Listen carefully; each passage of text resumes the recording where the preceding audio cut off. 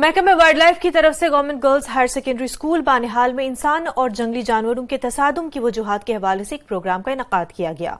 Range officer wildlife Sajad Hussain और principal girls higher secondary school Banihal Shabir Ahmad Tantray और दीगर मौजूदीन मौजूद थे।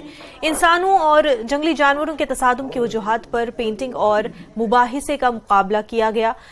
इसमें लड़कियों और लड़कों ने हिस्सा लिया। इम्तियाजी पोजीशन हासिल करने वाले बच्चों में इनामात तकसीम किए गए। जंगली हयात के तहफ़्फ़ुज़ के बारे में जानकारी दी गई। 8 अक्टूबर तक वाइल्ड लाइफ वीक मनाया।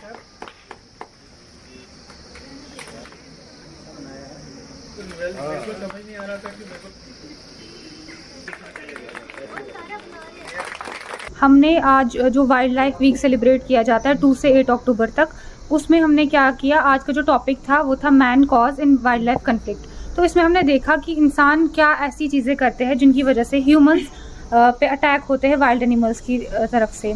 और हमने इसमें बहुत सारे अपनी तरफ से सॉल्यूशंस देने की भी कोशिश की कि क्या करना चाहिए हमें।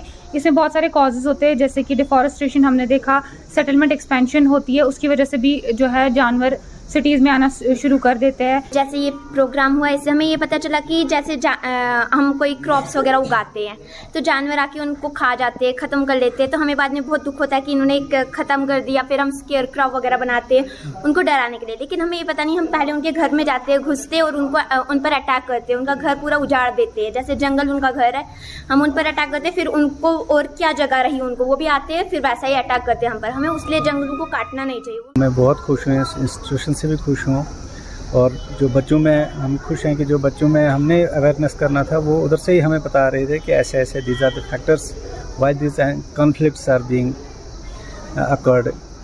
ये पूरे दुनिया में है, ऐसा है क्योंकि एनक्रोचमेंट जगह जगह है, इनका हैबिटेट, वाइल्ड लाइफ हैबिटेट ख़त्म हो रहा है, अर्बनाइजेशन हो रही है, रोड्स जा रही हैं, तो जिस वजह से वाइल्ड एनिमल जो है वो नीचे आ रहे हैं।